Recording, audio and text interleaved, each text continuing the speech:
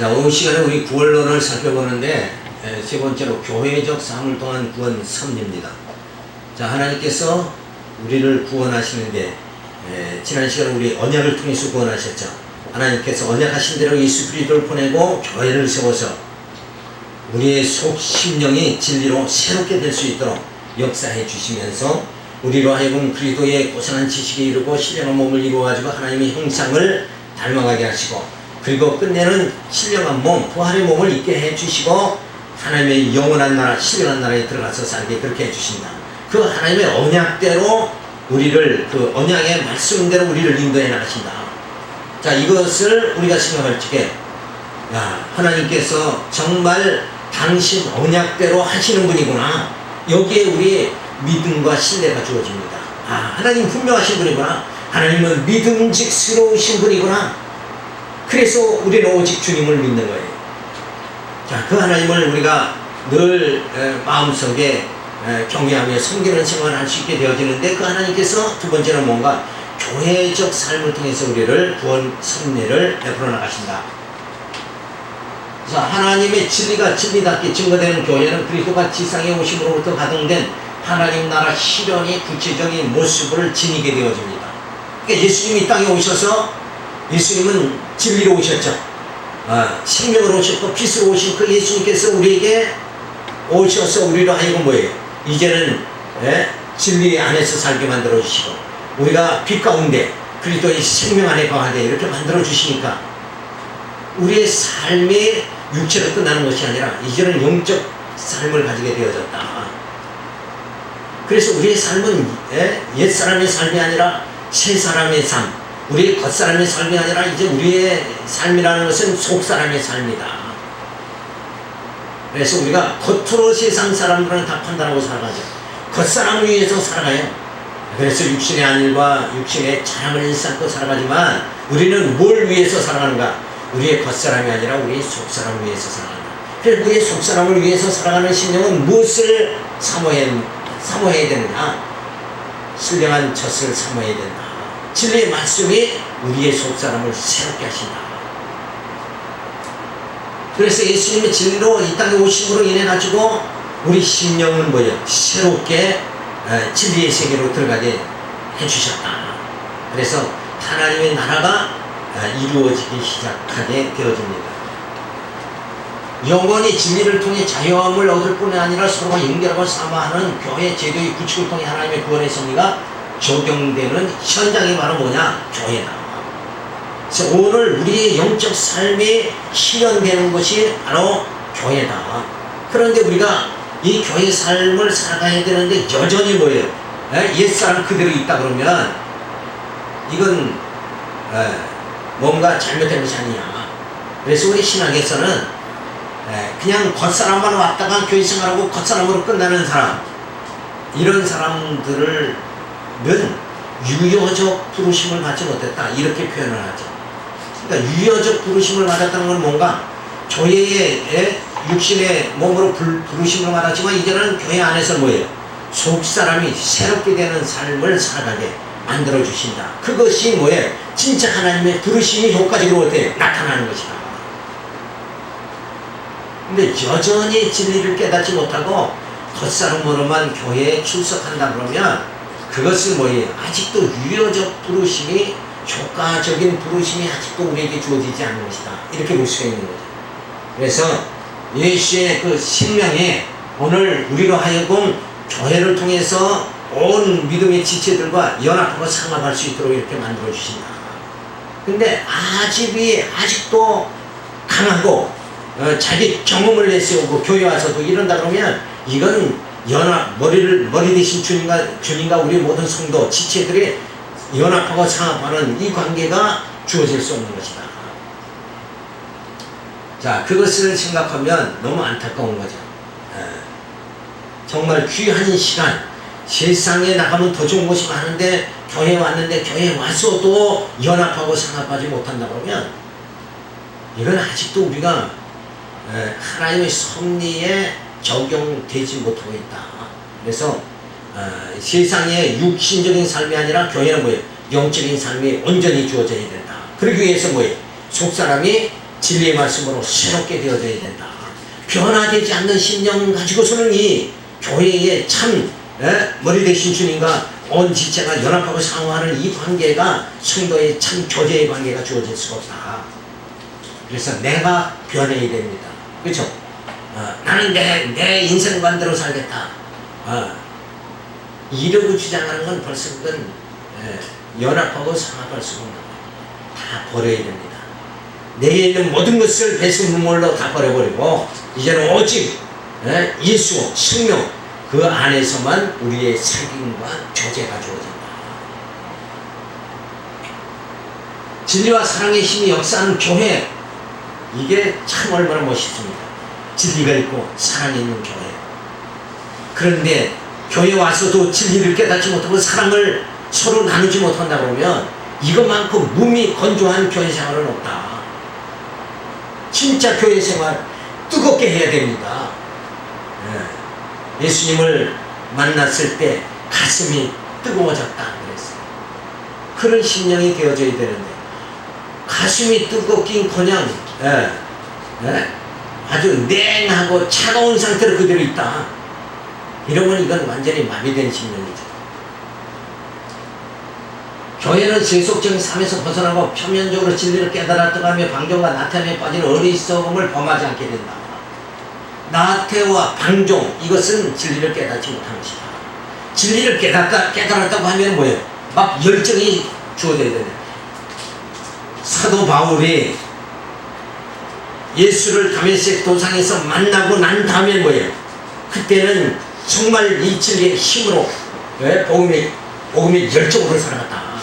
근데 물론 사도 바울은 예수를 다메섹에 만나기 전에도 아주 열성당원이었죠. 그때는 무슨 열심이에요? 육신적인 열심이었다.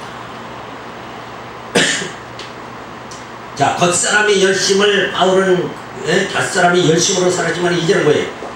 복음을 깨닫고 속사람의 열심으로 그는 살아가게 되어졌다는 것을 우리가 알 수가 있잖아요.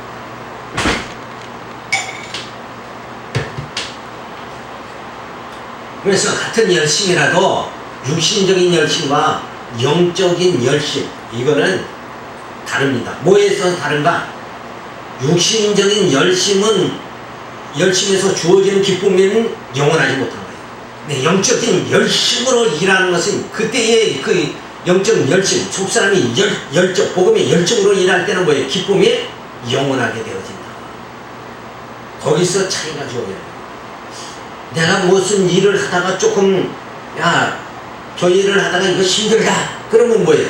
그건 겉사람으로 하는 거예요. 겉사람으로 하니까 힘들어지는 거지.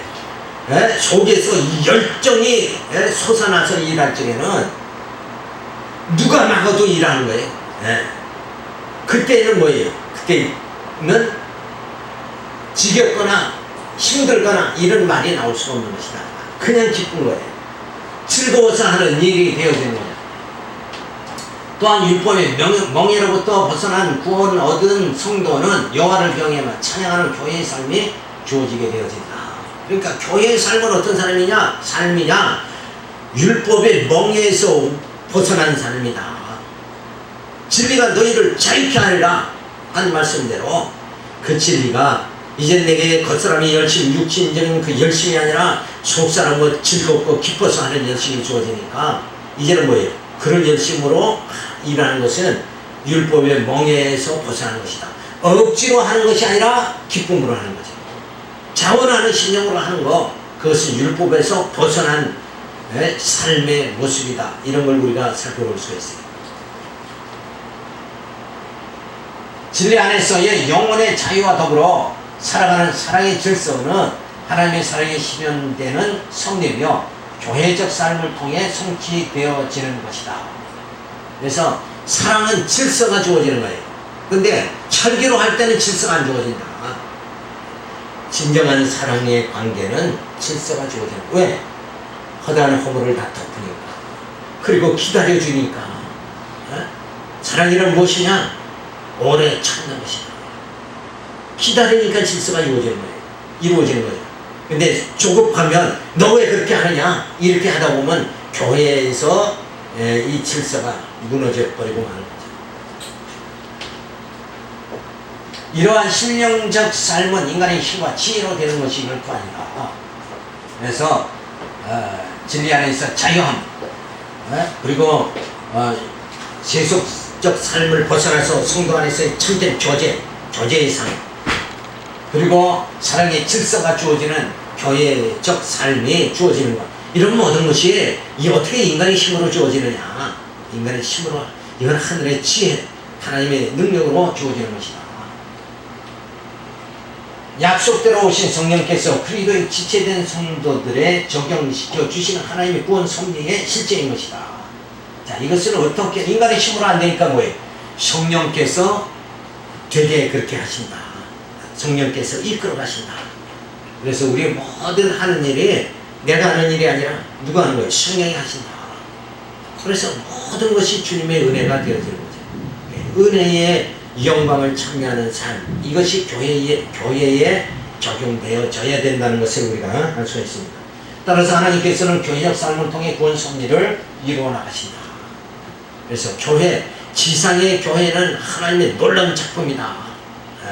만약에 이 지상의 교회가 없다 그러면 우리가 영적 생활을 어떻게 할 수 있었겠는가? 교회가 없어도 된다, 지도자가 없어도 된다 이러지만은 그거는 인간의 교만에 불과한 거예요. 스스로 인간은 쓸 수가 없는 거예요. 그래서 예수 그리스도가 오시고 성령이 오셔서 이 교회를 세워서 말씀으로 교회를 통해서 정말 우리의 모든 교회의 삶을 이끌어 나가 주신다. 그래서 하나님의 언약대로 우리를 구원하시는데 교회적 삶을 통해서 우리를 구원에 이르게 그렇게 하시는 섭리를 베풀어 주십니다. 자, 구원 섭리의 적용을 하나님께서 해주시는데 바로 교회를 세워가지고 이 교회는 진리의 전당이죠. 이걸 잊지 말아야 돼. 교회는 무엇 하는 곳이냐? 진리의 전당이다. 그럼 진리의 전당으로 왔으면 어떻게 해야 돼? 진리를 배우고 깨달아야죠. 근데 교회에 와서 진리를 못 깨달았다. 이것만큼 또 어리석은 자가 없는 거예요. 교회에 왔으면 진리를 깨달아야 돼. 그래서 영혼의 자유함이 주어져야 된다. 그래서 어떤 육체의 율법의 멍에서 허덕이는 것이 아니라 자유함이 주어져야 돼. 자유함이 주어지면 얼굴이 평온하게 되는 거죠. 마음이 평온하게 되는 거죠. 근데 자꾸 뭔가 왜 이렇게 안 되냐? 그리고 짜증이 나고 혈기가 나고 이런 것은 뭐예요? 이 자유함에 깊이 들어가지 못해서입니다. 아직도 내게 혈기가 난다. 그럼 자유함에 들어가지 못해서. 육신의 정욕과 모든 거기서 자유함은 뭔가 평온함이 주어져야 된다. 그래서 교회를 통해서 영혼의 자유함을 받게 되어지니까 지체의 연합이 주어진다. 그래서 진리와 사랑의 힘이 역사되어지는 거예요. 그래서 성도 우리 모든 지체가 각자에게 진짜 진리와 사랑의 힘이 역사되어지니까 이것이 주의 일입니다. 그러면 힘을 합치고 모둘 수 있게 되어진다. 그래서 모두가 모여서 하나님께 영광, 그리고 예수 그리스도의 그 생명에 그 은혜의 감사와 영광, 찬양을 드리는 그런 삶이 우리에게 주어져야 됩니다. 자, 이러한 삶이 뭔가 바로 세속적 삶에서 벗어나는 삶이다. 세상 때를 벗어버려야 된다.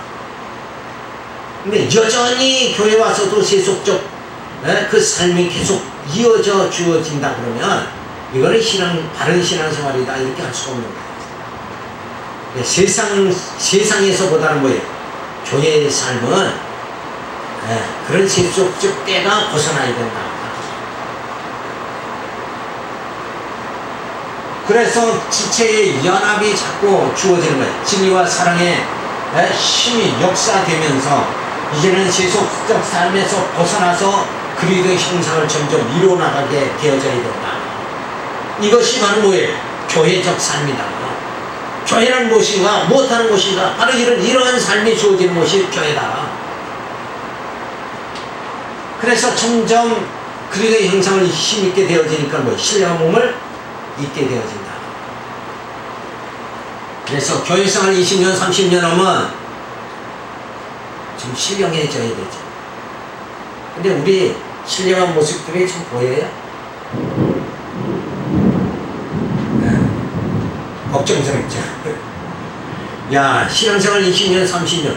산에 가서 돌을 20년, 30년 닦으면 그래도 뭐, 정말 그 도사다운 풍모가 나타나지 않느냐. 근데 교회 생활은 왜 그렇게 안 되느냐. 사실은 우리가 문제가 있어서 그런 거죠. 왜? 어디에 문제가 있어요? 진리를 그만큼 깨닫지 못해서 그런다. 진리를 깨달으면 점점 우리의 모습이 달라지는 그런 모습이 주어지게 되어집니다. 따라서 죄의식에서 벗어나면 나태와 망정에서 벗어나서 사랑의 찜을 지는 죄의적 삶을 통해 언약 백성의 구원의 섭리를 적용해 나가신다. 그래서 이 교회는 하나님이 이 땅에 주신 정말 우리를 하나님의 사람 만들어 가시는 뭐예요? 하나의 귀한 도구요. 교회는 하나님의 작품이다. 이 작품을 통해 가지고 하나님 나를 하나님의 형상을 닮아가게 그렇게 만드신다. 그래서 진리 안에서 점점 풍요로움이 내 영혼의 풍족함이 내 영혼의 만족함이 주어져야 된다. 근데 맨날 부족하죠. 부족한 게 이게 웬일이냐 이거. 내게 영적으로 풍요함, 진리 안에서 부요함을 주시기 위해서 바로 예수 그리스도께서 십자가에 못 박혀 죽으셨다. 생명을 다해서 우리의 영적 풍요함을 주시기 위해서 예수님은 십자가에 못 박혀 죽으셨는데 우리는 주님의 그 은혜에 들어가지 못하니까 그 은혜의 세계에 들어가지 못하니까 여전히 내 마음은 공고함에 처해서 살아갈 수밖에 없다. 그래서 말씀을 깊이 깨닫는 그런 심령이 되어져야 됩니다. 자, 여기까지 하나님의 구원의 섭리가 우리에게 이렇게 적용되는 것을 우리가 다 살펴봤어요. 그래서 하나님께서는 쉬지 않으시고 게으르신 분이 아니고 여전히 나를 하나님의 자녀 만들어 가시는데 성령을 통해서 역사해 주신다. 그래서 이 놀라운 하나님의 모든 구속의 사역이 오늘 내게 주어져 있다. 그것을 내가 느끼지 못하는 거죠. 내가 감각이 무뎌가지고 하나님의 그 모든 사역을 내가 감지하지 못하는 것 뿐이지 하나님은 여전히 하나님은 역사해 주신다. 이것을 우리가 깨달아야 됩니다. 그래서 이제는 9번째로 개신교의 5가지 슬로건입니다. 자, 우리 개혁교회에서는 무엇을 중요히 여기는가? 우리의 슬로건이 뭔가? 그 첫 번째가 바로 오직 성경이다. 교회가 진리의 기름과 터니까 교회에서 가장 높임 받아야 되는 것이 뭐냐? 어떤 지도자를 높이는 것이 아니라 이 오직 성경이 높아져야 된다. 기독교인에 대한 최고의 권위는 오직 성경이다. 근데 사람들은 자기 권위를 자꾸 드러내려고 해요. 지도자의 권위. 그래서 사람들의 난 이 교회에 다닌다. 이 교회 담임 목사는 누구다. 그래서 그 권위 속에 자기를 또 그냥 은근히 높이는 거. 그걸로 자유하면서 나가는 거. 이게 가장 어리석은 것이다. 그래서 기독교인의 권위는 성경의 말씀의 권위다.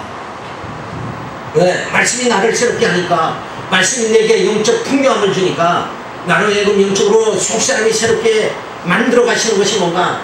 오직 성경이다. 오직 말씀이다. 그래서 이 말씀이 나를 나되게 그리스도의 지체가 되게 그렇게 만들어 가신다. 이걸 생각할 때 우리는 다른 걸 높이면 안 돼. 오직 성경이다. 그래서 이 말씀의 권위 안에 가정에 있어도 남편과 아내가 그 말씀의 권위 안에 무너져야 됩니다. 그래야 가정의 평화가 주어지죠. 남편의 권위, 가정의 권위를 높이면 그 가정은 하나 될 수가 없는 거예요.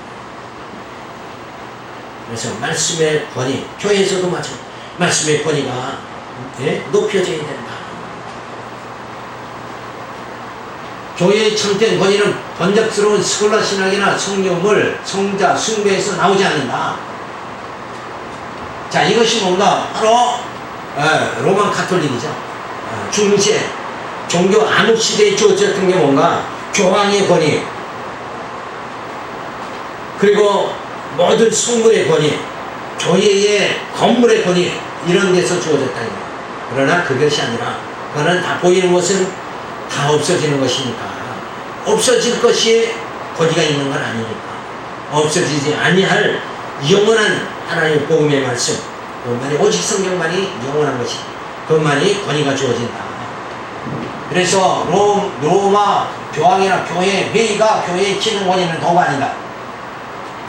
교황이나 사도들의 전성을 성소와 동등하게 권위를 부여하여 그리스도인은 믿음과 실천의 규범으로 삼는 것을 반대하는 술권이다. 오직 성서만이 그리스도인의 믿음과 실천의 유일한 규범임을 주장하는 술권이다. 자, 우리의 신앙이, 그리스도인의 신앙의 믿음과 실천의 유일한 규범이 뭐냐? 말씀이다. 근데 오늘날 많은 그리스도의 믿음과 실천의 유일한 규범을 뭘로 바라보고 있느냐? 그것이 순수한 이 성경이 아니라 율법이다, 십계명이다, 이렇게 되면 안 된다. 그리스도의 말씀, 사랑의 법이 우리 그리스도인의 현대 그리스도인 2대 생활의 규범이 되어야 된다. 그것을 우리가 잊지 말아야 됩니다. 그래서 성경에는 저자가 수십 명이고 율법서, 역사서, 시가서, 예언서, 복음서 등이 있는데도 불구하고 통일성을 가지고 있다. 성경 전체가 오직 그리스도에 대하여 말해주고 있으며 그는 영원한 왕, 영원한 제사장, 참 선지임을 증거해주고 있고 성육신 하심으로 택한 자를 구원해 주신다는 증거가 기록되어 있기 때문이다. 그리스도에 대한 믿음이 죄와 죽음과 음부를 정복하고 생명과 의와 구원을 발견하게 하기 때문이다. 성경이 왜 권위가 있느냐? 왜 성경을 권위 있게 봐야 되느냐? 성경이 말해주는 것이 바로 뭔가? 거기에 권위가 있는 것이다. 그래서 성경이 말해주는 게 뭐예요? 바로 구약에서는 하나님 여호와심을 말해주는 거고, 신약에서는 뭐예요? 성경이 새 언약에서는 바로 예수가 그리스도임을 말해준다. 그래서 예수가 바로 영원한 왕으로 우리의 심령을 통치해 주시고 영원한 제사장 우리의 죄를 사해 주시고 참 선지자로 우리를 아버지께 인도해 주신다. 그것을 가르쳐 주는 것이, 그것을 보여주는 것이 뭐예요? 바로 성경이다. 그래서 성경에 권위가 있는 것이다. 그러니까 성경에 권위가 있다는 말은 다른 말로 해서 뭐예요? 뭐가 권위가 있는 거예요? 오직 주님만이, 살아계신 우리 주님만이 권위가 있다. 이렇게 보아야 되는 거죠. 그래서 예수 그리스도의 생명이 오늘 나로 하여금 정말 하나님의 자녀 만들어 가시는 산 영이 되게 해주셨다. 죽었던 자가 살림을 받았으니까 그것이 가장 권위가 있는 것이다. 그래서 죄와 음부와 죽음과 음부를 정복한 분이 누군가? 바로 예수 그리스도다. 근데 그리스도를 누가 증명해 주는가? 성경이 증명해 주고 있다. 그래서 성경은 권위가 있는 것이다. 또 생명과 의와 구원을 발견하게 하기 때문에 무엇이? 성경이 발견하게 한다. 성경을 깨달음을 통해서 정말 나 같은 죄인이 의롭다함 받게 되어졌다, 칭의 받게 되어졌다, 이걸 로마서에서 깨닫게 되어졌지 않느냐. 어디 가서 누구한테 가서 그걸 알 수가 있겠느냐. 그래서 성경은 바로 생명과 그리스도의 생명과 의와 구원을 성경에서 우리가 성경에서 발견할 수 있게 되기 때문에 성경의 권위가 있는 것이다. 그러므로 성경을 사랑하지 않을 수가 없는 거예요. 근데 성경 가르친다 그러면은 뭐 그냥 생각은 딴 데 갚아버리고 마는 거예요. 듣는 자가 복이 있다고 그랬어요. 말씀을 듣는 자가 복이 있는 거예요. 말씀을 듣고 깨달아야지 하나님이 어떤 분이시나, 예수님이 어떤 분이시나 그걸 깨닫게 되고, 그리고 성경 안에서 정말 의와 진리를 깨닫게 되어지는, 그래서 우리 심령의 풍요로움이 주어질 수 있게, 영혼의 만족함이 주어질 수 있게 되어지는 것이 뭔가 성경이다. 그러니까 성경은 어때요? 정말 귀한 거죠. 근데 성경을 귀하게 여기지 않고, 이거 늘 듣는 거니까 다윗의 얘기, 다 이거 듣던 거다, 라합의 얘기 이거 다 알고 있어. 그리고 성경은 버려버리는데, 성경 안에서 그 라합을 인도하시는 그 하나님이 나를 인도하신다, 이걸 깨달아야 돼. 하나님의 그 역사 섭리를 깨달아야 돼요. 그냥 우리 평원만 보는 거예요. 사건만 보는 거예요. 사건만 보면 안 되죠. 그래서 성경은 그 이면의 역사는 하나님의 뜻, 섭리가 무엇인가, 그거를 하나님의 본심을 깨달아야 돼요. 그래서 신교에서는, 또 구교에서는 어떤가, 바로 신교에서의 최고의 권위는 뭐예요? 오직 성령이다. 근데 구교에서는 교황의 권위를 더 높인다. 교회 회의의 권위를 더 높이는 거예요. 그래서 세계 교회 회의가 열렸다. 그러면 거기서 결정난 거를, 결정난 거에 의해서 성도들의 삶이 주어지게 그렇게 되어진다. 이것은 잘못된 것이다. 그것은 다 겉사람만 어떻게 살아라 하는 것 뿐이지, 우리의 속 심령이 살게 하시는, 풍요로움을 주는 그런 말씀은 아니다. 그것은 마치 율법은 몽학선생이고, 바로 복음이 우리로 하여금 하나님께 이르는 참 생명이다. 그 차이가 주어지는 거랑 똑같은 거예요. 그래서 믿음과 실천의 유일한 규범이 뭐냐? 신교에서는 오직 성경이다. 근데 구교에서는 뭐예요? 교황의 말씀이다. 어떻게 신앙생활을 해야 됩니까? 그러면 교황이 만든 뭐예요?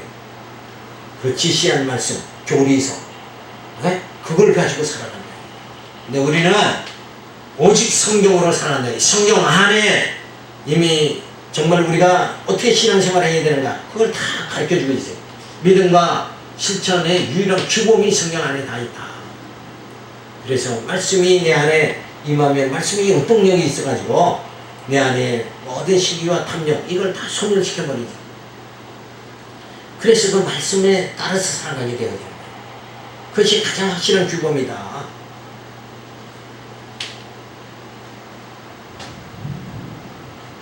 그리스도께서 이 땅에 오직 성경은 예수 그리스도를 대해서 말해준 거죠. 이는 내게 대해서 말하는 것이니라 그랬죠.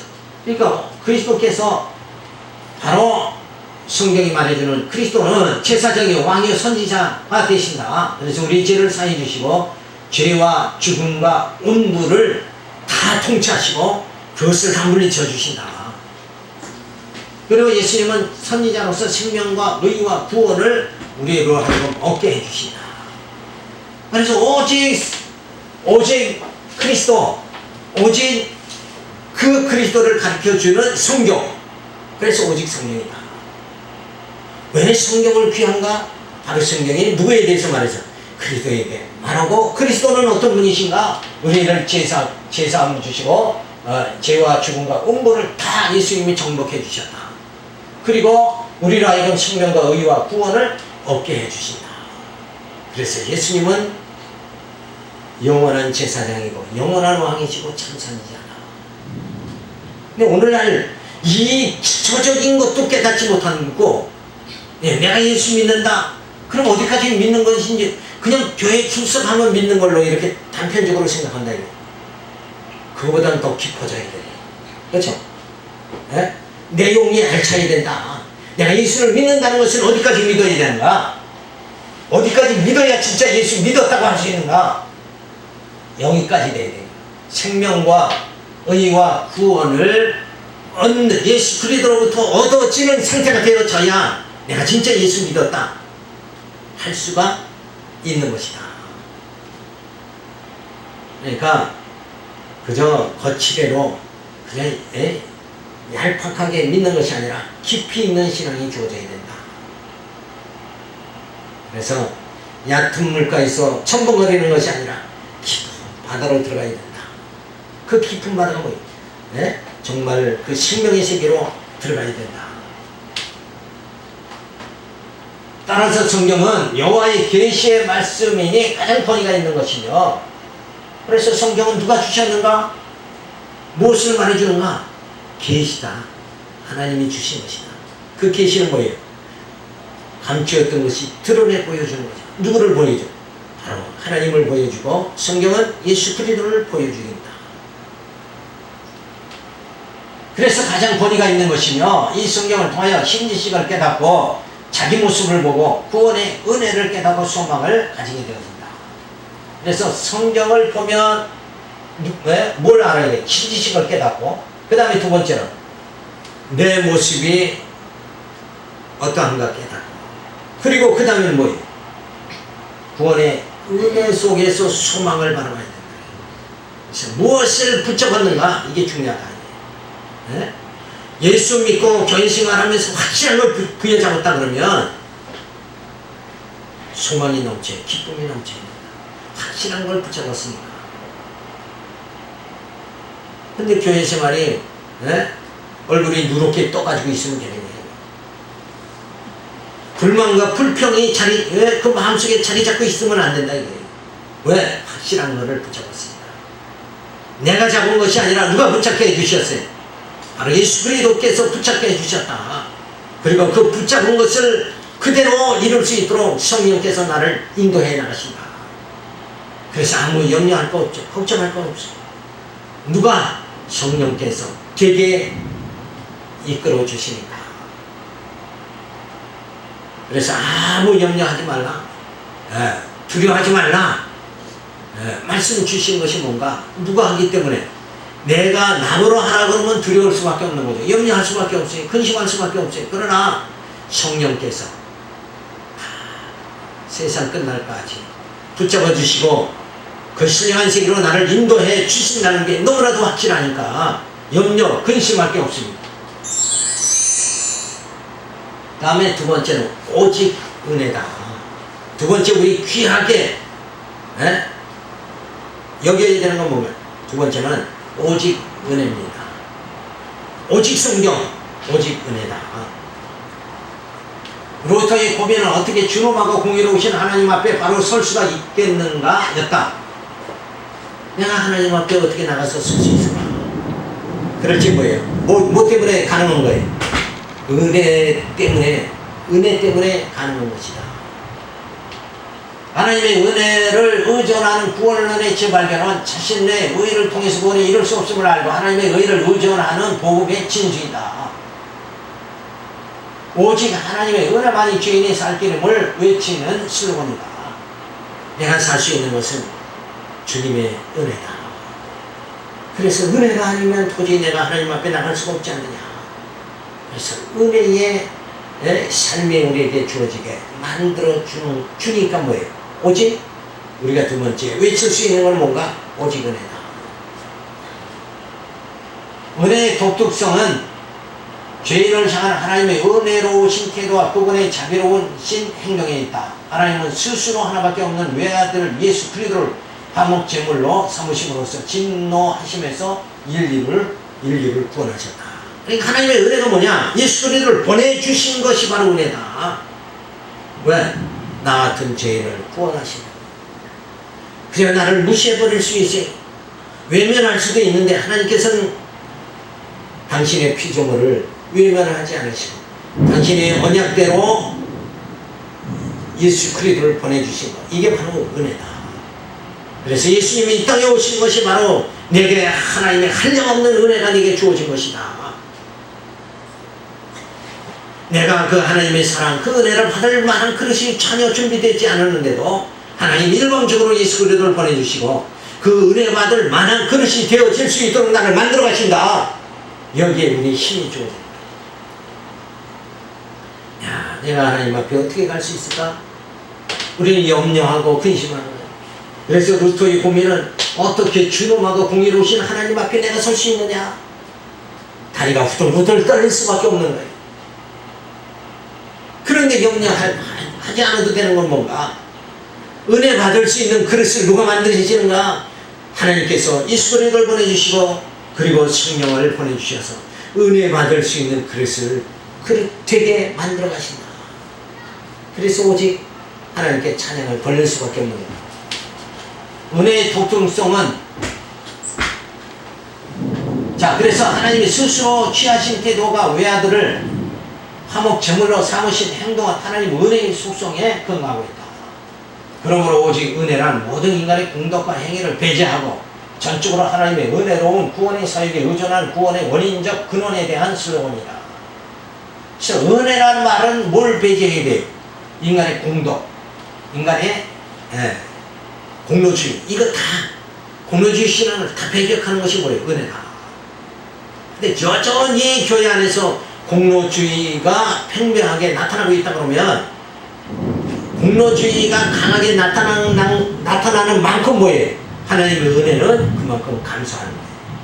자, 우리가 그 관계는 분명히 알죠. 육신의 소욕이 강할수록 성령의 소욕은 강해집니까? 약해집니까? 약해질 수밖에 없는 거죠.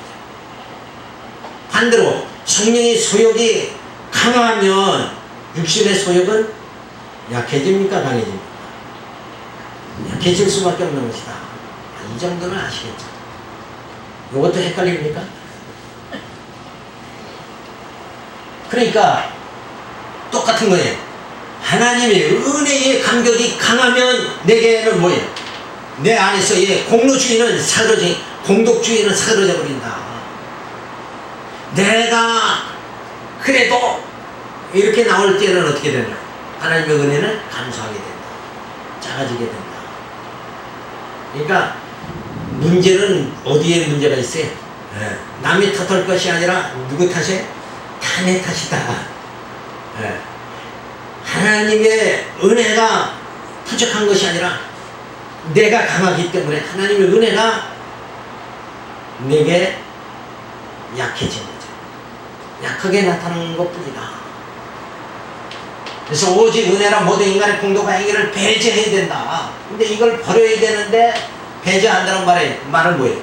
공로주의를 버려야 된다. 버려야 되는데 여전히 그걸 그래도 아쉽죠. 미련이 남아서 붙잡고 있다. 로시처가 뒤돌아본 것 같이 미련이 남았다. 그래도 기만무게인데, 그래도 받아보겠는데 이 생각에 떨쳐버릴 수 없다면 어떻게 하나님의 은혜에 깊이 들어갈 수가 있느냐. 그 은혜의 감격 속에 들어갈 수가 없는 것이다. 구원은 하나님 말씀에서 나오는 믿음을 통해서 그리스도의 사역에서 드러나 하나님의 은혜로서만 가능하다는 강력한 주장이다. 그래서 모든 내가 믿어서가 아니라 하나님은 나를 믿게 해주셔서 하나님의 은혜에 충만케 해주신다. 이것이 맞는 말씀이다. 그러니까 어감을 잘 생각을 해야 돼.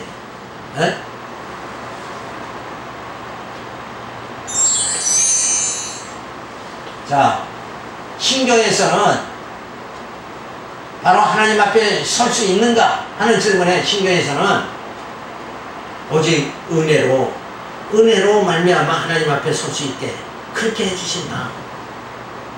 근데 구교에서는 뭐예요? 공덕을 쌓아야 된다. 천국 갈 때까지 열심히 공덕을 쌓아야 된다. 공항도 방문해야 되고, 어려운 사람 도와야 되고, 뭐 또 이것도 하고 저것도 하고, 열심히 하나님 앞에 갈 때까지 공덕을 쌓아야 된다. 그럼 마치 공덕 쌓으면 하나님 앞에 가는 것 같이 가르치는 것이 바로 뭐예요? 구교다. 그런데 우리는 인간의 공덕이 아니라 오직 은혜다. 은혜로 내가 가는 것이다. 그래서 분명히 공덕은 아니다 하는 것을 우리가 깨달을 수 있죠. 그리고 율법의 요구를 충족하는 것은 신교에서는 그리스도의 의로 충족하게 해주셨다. 그런데 구교에서는 뭐 자기 의로 선행으로 율법을 다 지킴으로 인해서 우리가 구원에 이른다. 이렇게 주장하는 것이 뭐예요? 로만 가톨릭이다. 그런데 자기 의가 실현될 수 있느냐? 우리가 성자가 될 수 있느냐? 그건 아니죠. 그러니까 우리 이건 가능하지 못한 것이다.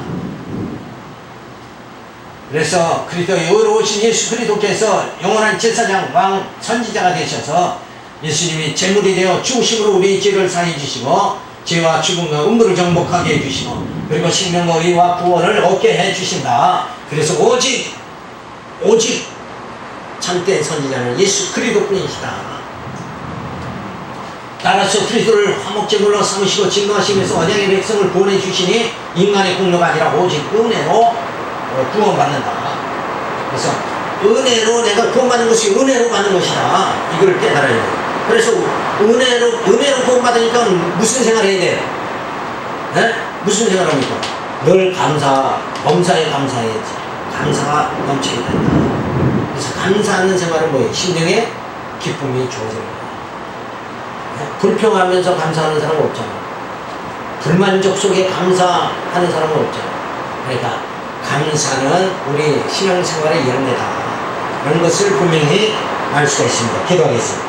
하나님 감사를 드립니다. 늘 정말 하나님의 그 은혜 안에서만 우리가 하나님의 정말 자녀가 되어지고 하나님의 구원의 승리의 그